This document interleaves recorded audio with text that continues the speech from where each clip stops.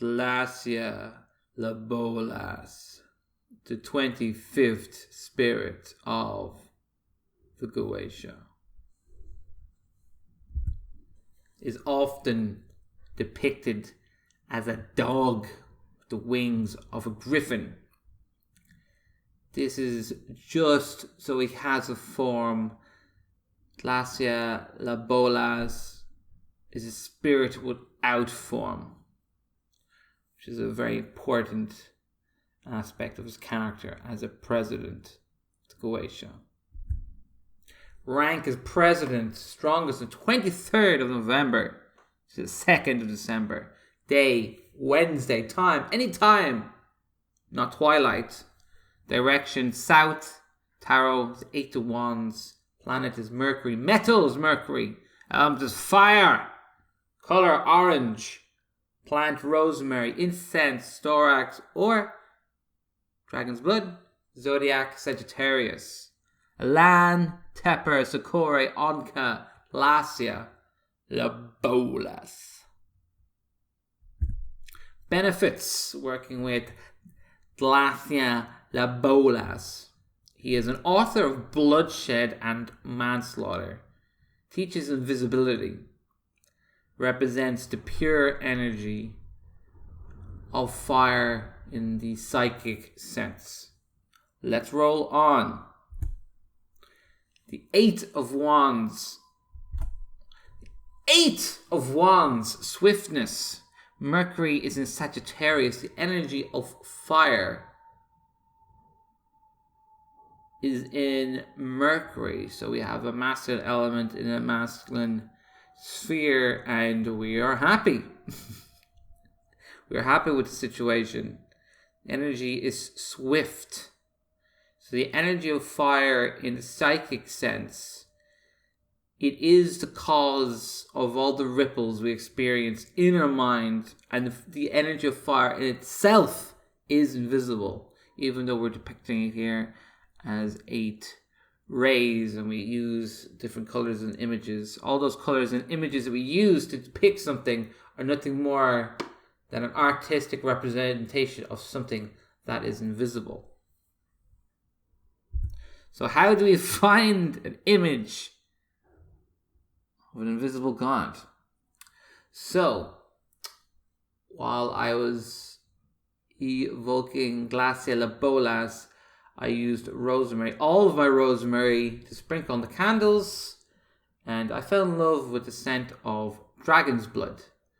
And when I was invoking Glasya-Labolas,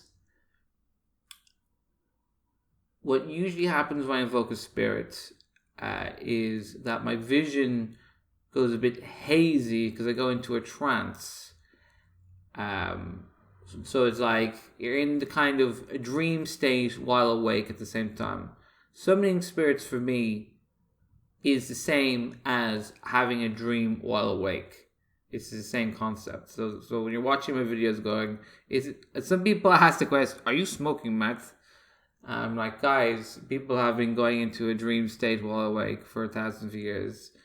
I can't explain this in every video. So usually I go into that dream stage. This time, while the room went very bright.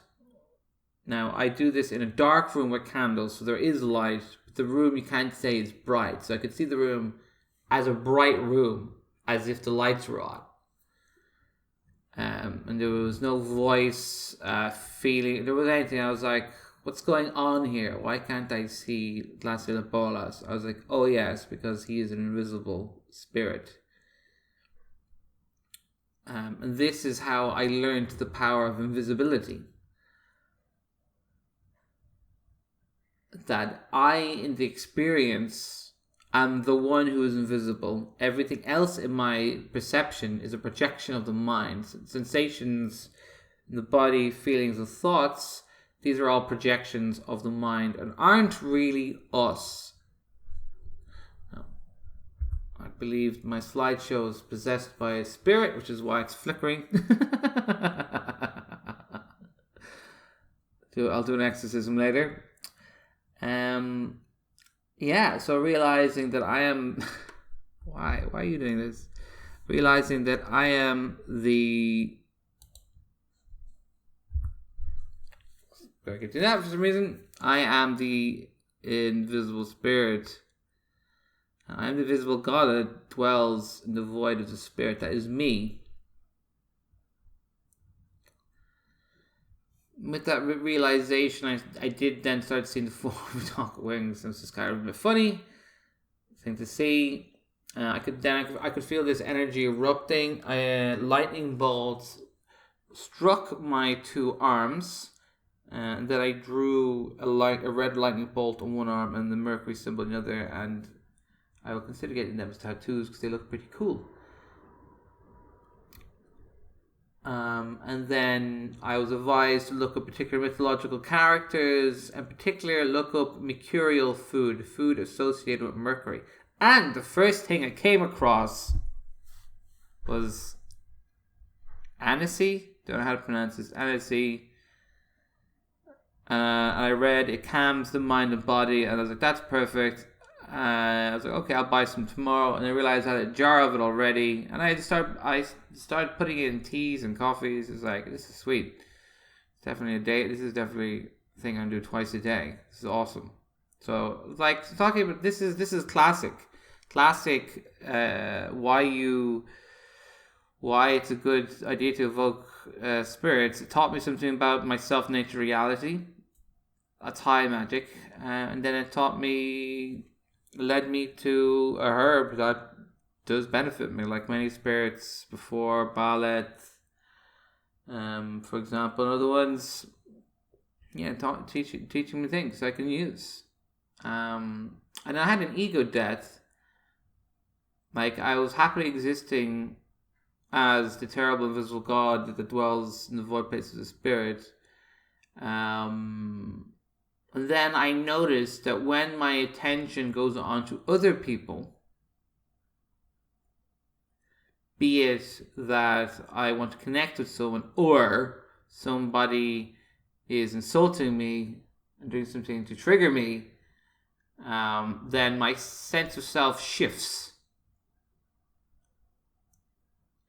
So that my sense and belief of myself arises, and this is usually described as the ego or some kind of evil version of yourself. You can understand why people associate evil, because it's false and illusionary, but it has a purpose. So it taught me to love the feeling of my separate self, which is arising from the void place. And while it's an illusion, it has a purpose, and its purpose is to protect me. And to enjoy the separation, so we enjoy the union even better. If we dwelt in the void place all the time, depression is eliminated, but then we have a little motivation to grow.